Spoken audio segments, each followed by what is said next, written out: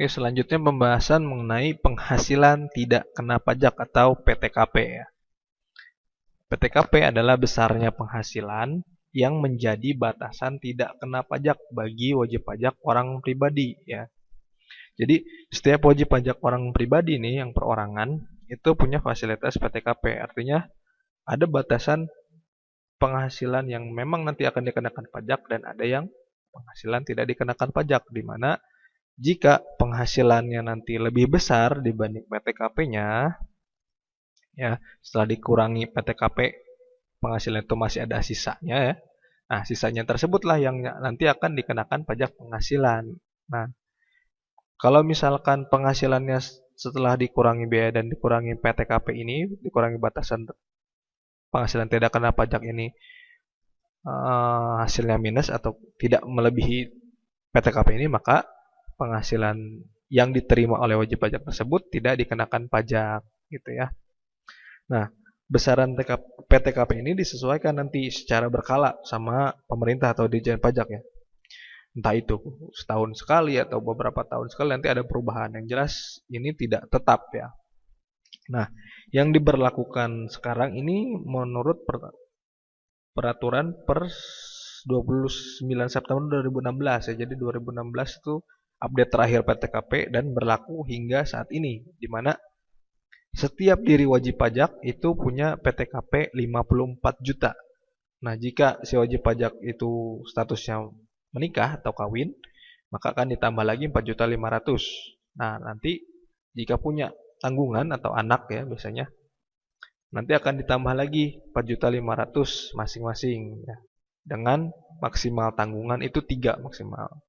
Nah, jika istri punya penghasilan juga nih, terus penghasilan tersebut digabung, maka PTKP-nya pun akan bertambah lagi 54 juta. Nah, besaran yang tadi disebutkan ini adalah hitungan per tahun ya. Jadi setiap wajib pajak selama 1 tahun itu punya PTKP 54 juta. Artinya kalau misalkan nih penghasilan si wajib pajak selama 1 tahun itu kurang dari 54 juta ya, anggap saja si wajib pajak ini masih belum menikah dan belum punya tanggungan ya. Jadi masih wajib pajak saja sendiri.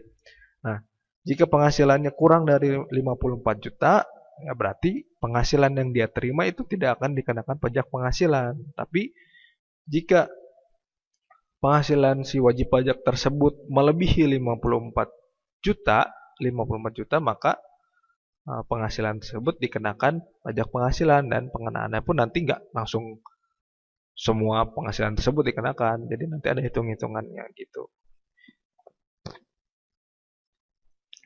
Nah, kalau untuk WNI, nih PTKP ini akan ditentukan menurut kondisi di awal tahun, ya. Sedangkan untuk WNA adalah saat bulan di mana WNA tersebut menjadi subjek pajak dalam negeri. Nah, contohnya gimana? Jadi kalau misalkan saya sebagai WNI nih, di pertengahan tahun, misalkan di awal tahun tuh kita kondisinya si wajib pajak tersebut nih belum menikah, masih single nih. Terus di bulan ketiga, misalnya di bulan Maret, dia menikah. Jadi kan statusnya berubah jadi status kawin kan. Nah, perhitungan pajak di tahun tersebut itu status si wajib pajaknya masih berdasarkan kondisi di awal tahun, yaitu masih single, artinya masih belum ada status kawinnya. Nanti status kawinnya baru berlaku di tahun berikutnya gitu. Sementara kalau WNA nih, jika dia masih subjek pajak luar negeri ya, dia nggak akan ada PTKP, artinya penghasilan dia bruto langsung dikenakan tarif pasal 26 tadi ya. Nah, kalau misalkan statusnya WNA tapi dia sudah jadi subjek pajak dalam negeri nih, sudah lebih dari 183 hari di Indonesia. Nah, maka peraturannya statusnya itu akan ditentukan di bulan saat dia resmi menjadi subjek pajak dalam negeri atau lebih dari 183 hari di Indonesia. Misalkan di bulan itu dia dari Januari ini misalkan di Indonesia nih si WNA tersebut warga negara asingnya. Terus kerja di Indonesia misalkan lebih dari 183 hari ya, lebih dari 6 bulan ya. Misalkan di bulan Agustus nih bisa bekerjanya sampai bulan Agustus. Nah, penentuannya berarti pas di awal bulan saat si subjek pajak ini, WNA ini menjadi subjek pajak dalam negeri. Ya, misalkan kalau dari contoh dari Januari tadi, dia akan berubah menjadi subjek pajak dalam negeri itu di kurang lebih di bulan ke-7 ya, di bulan Juli. Nah, maka status dia di bulan Juli nantilah penentuan PTKP-nya gitu. Untuk tanggungan nih, tanggungan adalah tambahan untuk setiap anggota keluarga sedarah dan semenda. Ya, sedarah itu ayah, ibu, anak kandung gitu ya. Semenda itu masuknya mertua, anak tiri. Ya. Dalam garis keturunan lurus serta anak angkat yang menjadi tanggungan sepenuhnya. Ya, dengan catatan tanggungan sepenuhnya itu tinggal bersama-sama dengan wajib pajak, tidak punya penghasilan sendiri dan tidak pula dibantu oleh orang lain anggota keluarga atau orang tuanya sendiri. Contohnya ini buat yang anak angkat ya.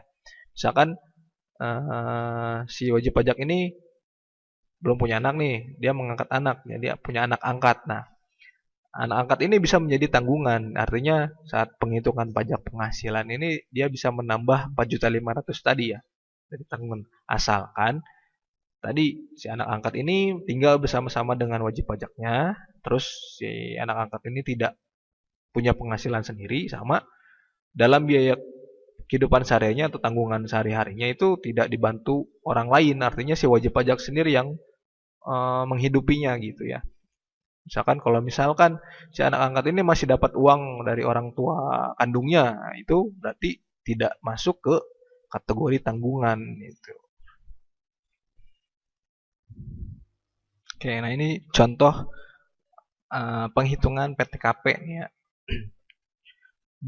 Boni Susanto mempunyai seorang istri dengan tanggungan 4 orang anak. Ya.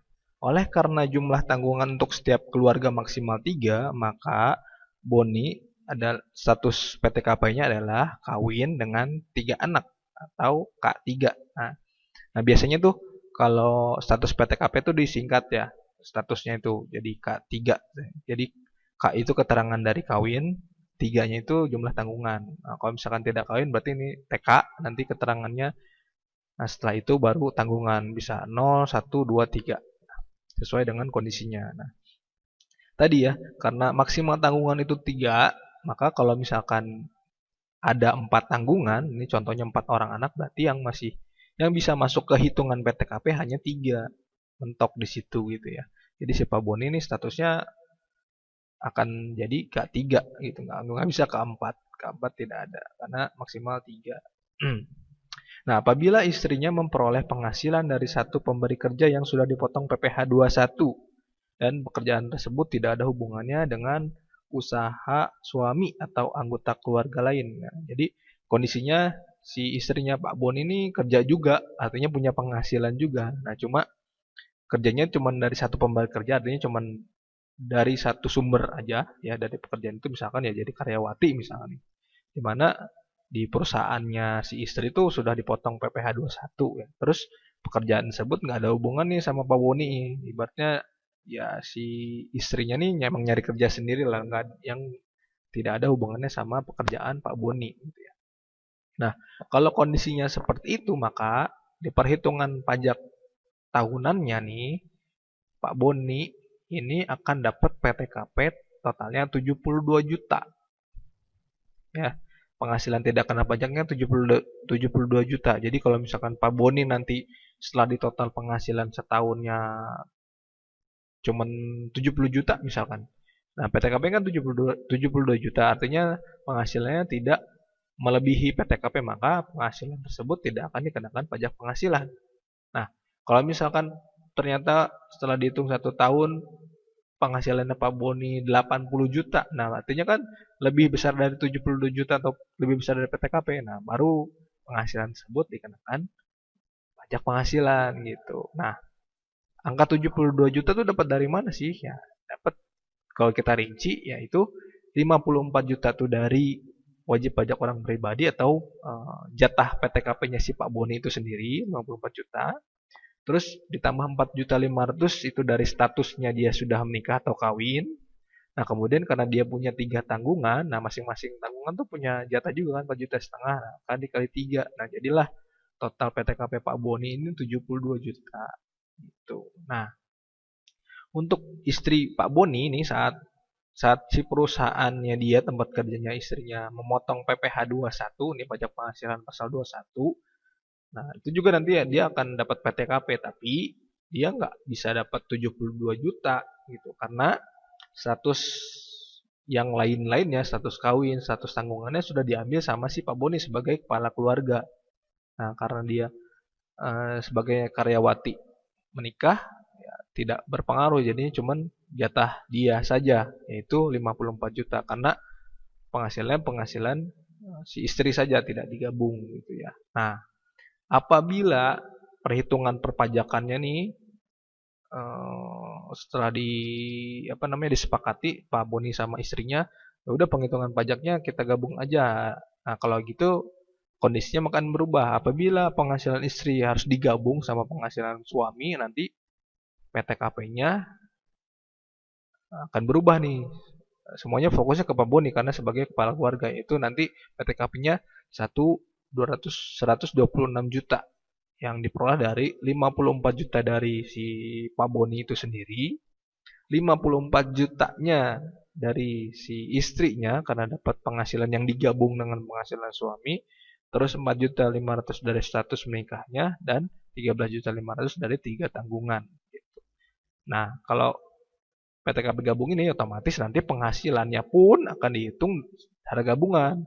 Penghasilan si Tuan Boni-nya ini selama 1 tahun ditambah penghasilan si istrinya 1 tahun gitu kan. Jadi tidak terpisah gitu. Nah, makanya kemarin kita ada istilah wanita kawin pisah harta. Nah, ini hubungannya sama penghitungan pajak penghasilan ya. Jadi kalau misalkan statusnya wanita kawin pisah harta ya berarti nanti penghitungan penghasilannya tidak digabung sama suaminya gitu. Nah, kemudian ini contoh penentuan status dari PTKP ya.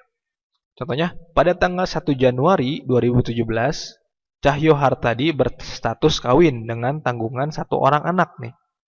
Apabila anak yang kedua lahir setelah tanggal 1 Januari 2017, maka besarnya PTKP yang diberikan kepada Cahyo Hartadi ini untuk tahun pajak 2017 tetap dihitung berdasarkan status kawin anak 1 atau K1 ya, sesuai dengan kondisi di awal tahun yaitu sebesar 63 juta yaitu diperoleh dari 54 jutanya dari jatah PTKP si Pak Cahyo Hartadi, 4.500.000 dari status kawinnya dan 4.500.000 dari tambahan 1 orang tanggungan gitu karena yang anak keduanya belum dihitung itu kalau di tahun pajak 2017. Nah, statusnya berubah jadi K2 atau kawin dengan tanggungan 2 orang itu baru berlaku di 2018 atau mulai dari Januari 2018 baru statusnya berubah gitu. Sama menikah pun begitu. Misalkan di 1 Januari Pak Cahyo ini belum menikah, statusnya masih TK, terus belum punya tanggungan, berarti TK 0 gitu ya. Terus di bulan September dia baru menikah sehingga statusnya berubah jadi K ya. K terus belum punya tanggungan K0. Nah, nanti di Desember itu hitungannya masih tetap PTKP dengan status TK atau tidak kawin. Nanti berubah jadi kawinnya di awal tahun berikutnya.